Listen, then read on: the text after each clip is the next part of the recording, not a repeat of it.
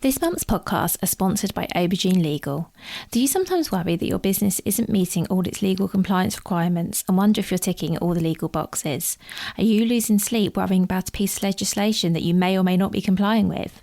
Perhaps you need some help with your client contracts or your data protection compliance, or maybe you're worried that your website doesn't have the right documents or legal notices in the right place. Perhaps you have a brand that you want to protect with a trademark. How about if you could outsource it all and eliminate all of your worries? If so, then get in touch with Aubergine Legal, a friendly commercial legal consultancy offering practical and clear commercial legal advice without the overwhelming legal jargon, taking the worry away and helping you to protect your business and minimise your risks. Aubergine offers a free 30-minute consultation if you have any questions or want to find out if they can help, and you can access this link and book your free 30-minute call via the link in the show notes.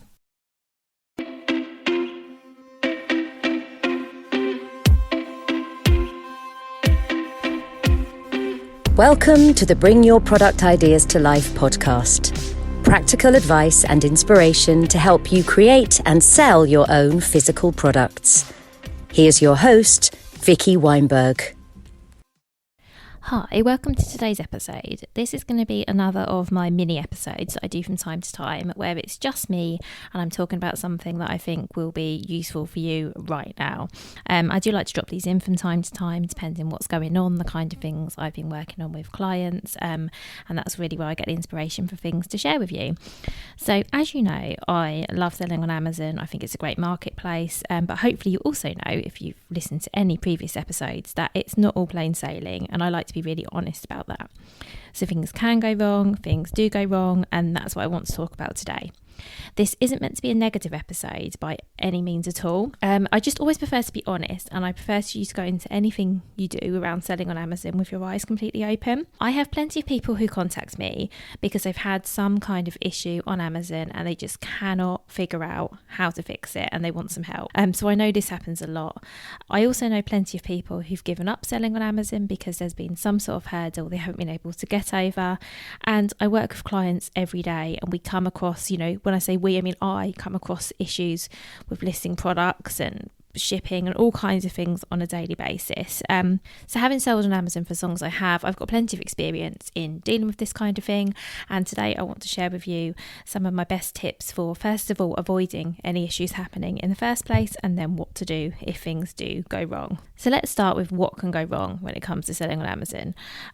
The first thing is, let's talk about listing issues. That's a good place to start. So the first thing that can happen is you might list a product on Amazon, it doesn't go live, and you're not really sure why. One of these reasons could be that it's actually a restricted product. Sometimes when you try to create a listing, Amazon will tell you, they'll say actually you need approval, you can't list this. Sometimes they'll let you go ahead and create the listing, get everything set up, and then they'll tell you that. As you can imagine, this is quite frustrating because then to get that listing to go live, you have to jump through quite a lot of hoops. If you'd obviously known that sooner, you could have gone through the approvals in the first place, or maybe you'd even decide, actually, given that I need to sort of go through all these approvals to list my product, maybe I won't even bother with Amazon, maybe I'll go for somewhere else that's not as strict. I've talked about restricted products before, and these are certain categories where either you need approval to sell on Amazon, or actually in some cases they're not even taking. In some cases you can't even list these products on Amazon at the moment. So for an example, I have a client who sells sustainable razors, and at the moment she can't add them to Amazon. We did actually add them to Amazon, found out retrospectively that at the moment Amazon aren't accepting any new applications for razors. As you can imagine, this was super frustrating because she's gone ahead, set up the listings, and then found that out. So that was a complete waste of her time and effort. And obviously if we'd known that initially, that wouldn't have had to happen. You can also get issues where you set up your listing and it either doesn't go live or it doesn't allow you to create it because of barcodes. So barcode is quite a common one. Not everyone realises that now, to sell on Amazon, you need to buy your barcodes from a place called GS1, that's in the UK. And if you don't buy your barcodes from there, perhaps you've bought them from a reseller on eBay or even on Amazon. I know that sort of years ago, I used to see quite a lot of people selling barcodes. Not so much now, probably because a lot more people are sort of wise to it and realise that you can't sell barcodes that someone else has registered and sold on. But nowadays, if your barcodes that you're using on Amazon don't match what's in your GS1 account, and for most products you will need to have an account with GS1 to get your own barcodes, we can talk about exemptions a bit later, then you won't be able to create a listing. Sometimes Amazon won't approve your listing because it's similar to someone else's listing. Maybe the title's quite similar, and I don't mean by this that you've copied anyone, it just means that maybe the product name is quite similar. This is completely Amazon's fault when it happens. As long as it is a completely separate product, then obviously you haven't done anything wrong here, but it's still a pain. You'll still have to fix it. Perhaps there's an issue with the brand. So for example, you haven't typed your brand name in exactly as you've registered it. Maybe you're trying to add products using a brand name that already exists. Some other seller on Amazon's using that brand or something extremely similar. So that will also cause you problems. Perhaps you've put some wording in your listing that you can't use, or perhaps some images that you can't use. I think I've mentioned before that your main image has to be your product, no accessories, on a white background, no text. If your main image doesn't meet that criteria, or perhaps you haven't even added any images at all just yet, your listing won't go live. So hopefully you can see that even with something relatively simple such as setting up the listing, there's plenty of things that can and sometimes do go wrong. But I should stress, because I don't want this to be negative episode at all of these things can be got around. I'll talk about a bit later about how you can prevent a lot of these things happening, because I promise you that most of these are avoidable. So other issues that come up is reviews. So perhaps you've asked someone to leave you a review and perhaps they shouldn't, so someone in your family for example, or perhaps you haven't asked but I don't know, your cousin has gone and reviewed your products on Amazon. Somehow Amazon have worked out this person's link to you and therefore they've removed the review and given you a warning. This is something that happens. So maybe you're having delivery issues, so either for FBA orders, so they're the ones Amazon fulfills, or maybe for orders you fulfill yourself. Maybe you shipped your orders too late, perhaps you were on holiday or it was the weekend and you only post things out Monday to Friday and something came in Friday night, for example, and then you've received a warning about that. Perhaps there have been some other FBA issues, so perhaps your stock's got lost in the warehouse or it's been damaged. Quite often Amazon will move products between their own warehouses, so perhaps somewhere along that process a few units have got lost or they've got damaged. And perhaps you've been hit with long-term storage fees because your goods aren't selling as quickly as you thought, or maybe you need some stock to sell on other marketplaces, or I don't know, you're going to do a craft fair or something and you need a bit of stock back, but actually it's really hard to get back. It can take up to 2 weeks for Amazon to return your own stock to you, and you have to pay for the privilege as well, which can be quite a headache. So these are just some of the things that can and do go wrong for Amazon sellers. Some of these are fairly easy to resolve. For example, most listing issues, you might need a bit of time and a bit of patience, but ultimately most of them, unless you're trying to list something that you either can't sell on Amazon or something that you can't sell at the moment. So for example, a restricted product where for the short term they're not accepting any new applications to sell, most of them you can overcome. A lot of the things I've outlined above will only result in a warning. So generally, in order of severity, so having your listings not be live, so having inactive listings due to something being incorrect is the first thing that can happen. The next might be that you get a warning on your account. That's usually to do with delivery issues or similar. And then the most severe state, something that can happen, but hopefully will never happen to you, is your account actually getting closed. So I've had a few of these experiences with Amazon in the past. So first one thing that happened to me many years ago is I got a warning because my mum left a review on one of my products, and I think how they probably worked that out is I've probably shipped things to that address in the past, so they knew that address was, that shipping address was associated with me, or I can't work out how else that might have happened, but they did know that this was a review that shouldn't technically have been left, and I got a warning. I also got a warning, again fairly early on, because I was just using Amazon FBA at that time and some of the orders weren't being shipped on time, and customers complained. Now, of course, I shouldn't have got a warning for that because, as I've mentioned, these were orders that were shipped by Amazon. So it was actually, they were the ones that were at fault. However, I still got a warning, I still got my listings closed down, and I still needed to spend half an hour on the phone to resolve it. And I guess hopefully that story illustrates for you that selling on Amazon isn't always what you expect. Because in that instance, you might say, well, clearly it wasn't your fault. Clearly, you shouldn't have had your account shut down. Yeah, that is the case. However, I did have my listings closed, and I did have to spend half an hour getting it resolved on the phone to someone, and then I did have to wait 48 hours or whatever it was for them to go live, and I did lose sales for those days, and I didn't get compensated. And unfortunately, that is just the way things are.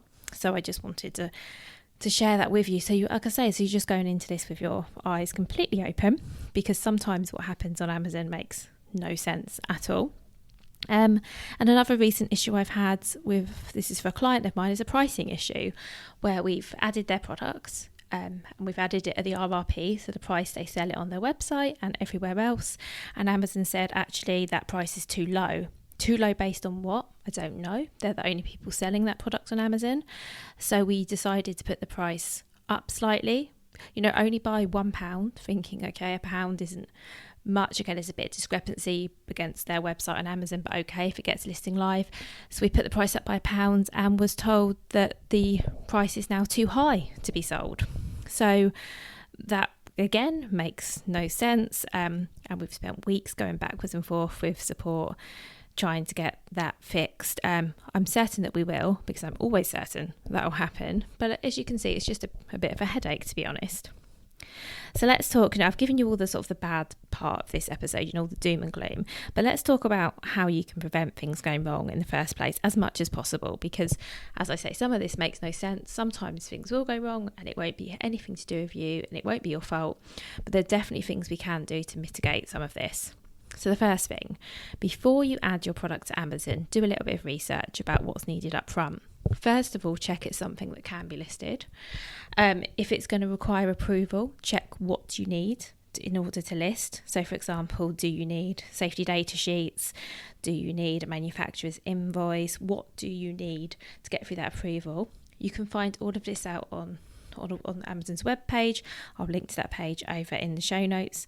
I also have a checklist that might be helpful for you, which explains all the things you need to have in order to list your product. And I'll link to that as well, because I think that'll be a really good resource, just so you can go ahead and check that you've got everything you need.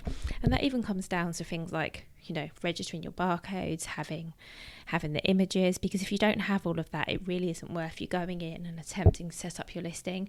It's much better to have everything in one go, because without that, it's not going to go live anyway.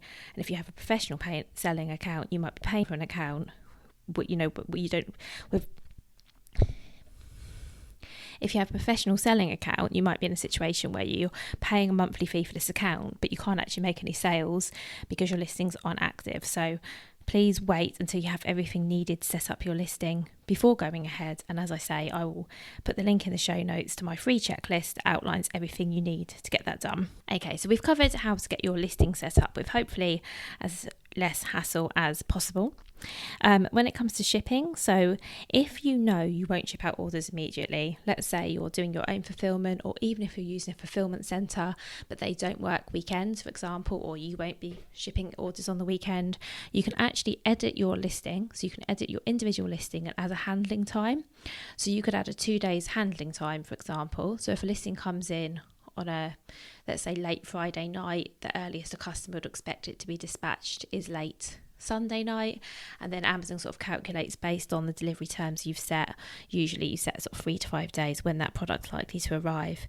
What happens if you don't set up a handling time and you get an order on a Friday afternoon or Friday night, which you then don't post till Mondays? You actually get penalised for that because it shows as orders delivered late. And if you have enough of those and you get a warning, get any more of those, and you are at risk of your account being deactivated. So that's just a really tiny thing that you can do to just save yourself any headaches down the road. The other thing is, if you are going away at any point, so let's say you do your own fulfillment, but you're going to be going on holiday, or you can have a really busy week and you can't post things out, you can actually do one of two things. Either you can set all of your stock to 0 so that your listings are inactive, while you're away, or you can go under your account settings and tick the holiday box to let Amazon know that you're away. And that basically means they won't be showing your listing to anybody while you're away, but you won't lose your rankings or anything. You won't nothing like that is affected, but it just means that Amazon won't be sending orders through to you that you're unable to fulfill. To avoid storage issues, particularly long-term storage issues, my best advice here is don't send in hundreds of units if you can help it. So if you're working with any kind of fulfillment centre, then it might be best to have your stock held there and drip it in. If not, if you've got any space at home, so a garage, a spare bedroom, anything at all, I think sending in all of your stock to Amazon, even if right now that's the only place you intend to sell, I think could potentially be a bad move. I'm speaking from experience. I did this initially as well, and then I decided to do a few baby shows, and all of my stock was tied up in Amazon, and I needed it back, and it was going to take ages to get it back. And in the end, what I had to do was place an order as if I was a customer to get the stock delivered to me.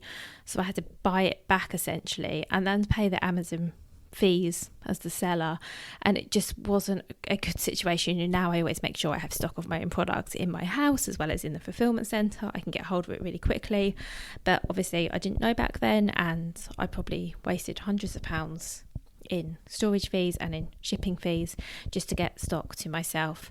I also used to fulfill all of my Shopify orders via Amazon as well, and yeah, sort of margin wise it just didn't make much sense. So if you don't have to send hundreds of units into Amazon for FBA, please don't. I really recommend that. In terms of FBA and sort of any issues that might arise from delivery or storage of your items, there's not loads you can do here, and I'm really sorry to say that. I think things are getting a little bit better. I personally get a lot less damaged stock than I used to. The main thing I think you can do is make sure that your product is packaged well to kind of mitigate any damage that might be caused. I think I've shared the story before about how my first product, the packaging was a bit flimsy, and I was getting loads of damaged boxes. So the contents were fine, but because the boxes weren't holding up very well, they were getting crumpled and the corners were getting dented, and in a few cases they got ripped, and that just didn't look great, and it meant I couldn't sell them as new, even though they were new, because the packaging was damaged. So if you can get some really sturdy packaging, I think that always helps. Also make sure when you set up your account, any returns or stranded inventory get returned to you if you want it. So in the example I just gave, if my products had damaged boxes, Amazon wouldn't sell them as new, so I had them returned to me, and it was a cost to me. However, I then went on to sell them as open box. I sold them on eBay as open box. I sold them for less money, and I explained in the description that the packaging was damaged but the contents were fine, and so I was still able to sell those on. The alternative is if you leave them with Amazon, they might sell them on as I think it's called Amazon Warehouse, or they might destroy them if they decide that they can't or won't sell them. So if you're able to have them sent back to you and then use them for something else, whether you're selling them on or whether you can donate them somewhere, I think that's always a really good option. So now, final thing I want to cover is what to do when things do go wrong, because sometimes they will. You can do all the research in the world, you can mitigate the risk as much as possible, but sometimes things go wrong and you just don't expect it. I'm going to assume here that you've done nothing wrong yourself. I'm going to just assume that what's happened to you is really bad luck. You're not trying to sort of infringe anyone's copyright or do anything you shouldn't, and it's just something really unfortunate that's happened to you. And with that in mind, I like to believe that it will all be okay in the end.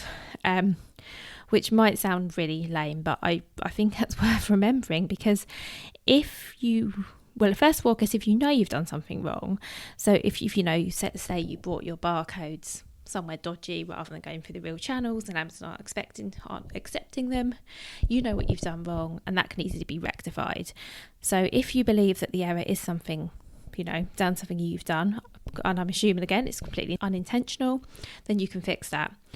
If you haven't done anything wrong, which is what we're going to assume, and something really unfortunate has just happened, Amazon they're not accepting your listing because you've put a word in that's not a very good example.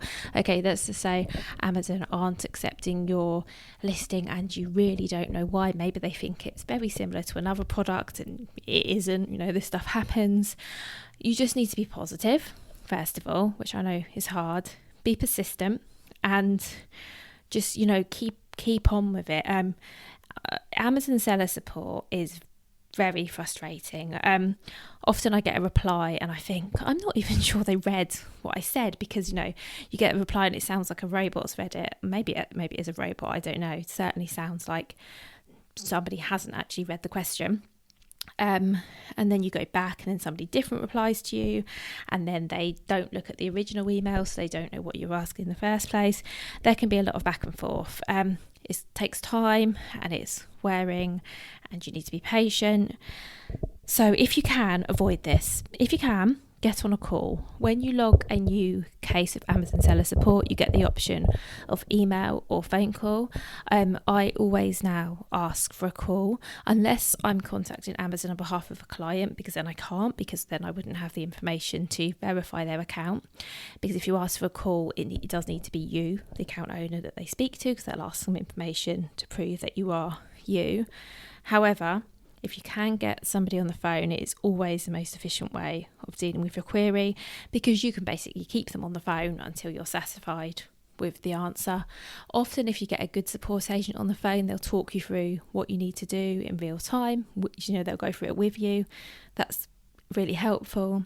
They'll always follow it up with a message as well, so they'll always confirm what they've said to you verbally in writing, which again is really helpful. If you're not happy with the support you're getting, you can say, actually, I don't think you're helping, can you put me through to someone else? And you can get the call escalated.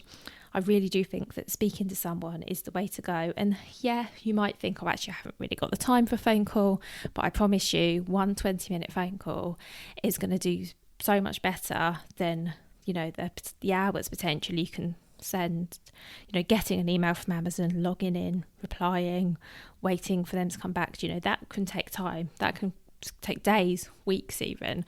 So always get someone on the phone if you can. Amazon will always tell you what's needed. They might not always tell you all of it. Sometimes I've been in situations where I've been told, supply this, and you supply it, and then they say, oh, and you need that, okay, which is frustrating. But they will tell you. I don't think they're ever trying to trip you up.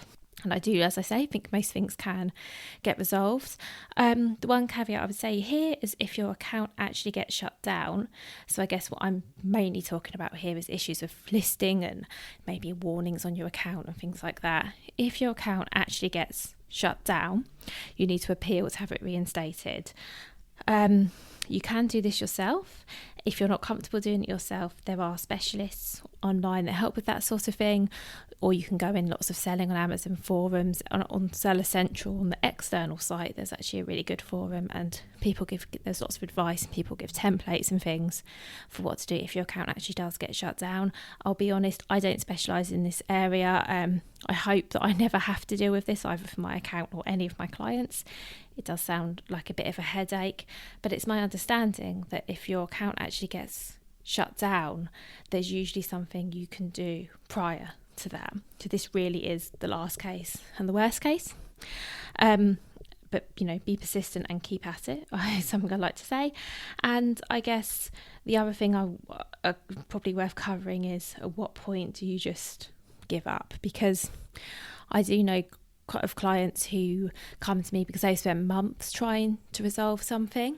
I think if you're in that situation and you can, it might be worth contacting a specialist to see if they can help you.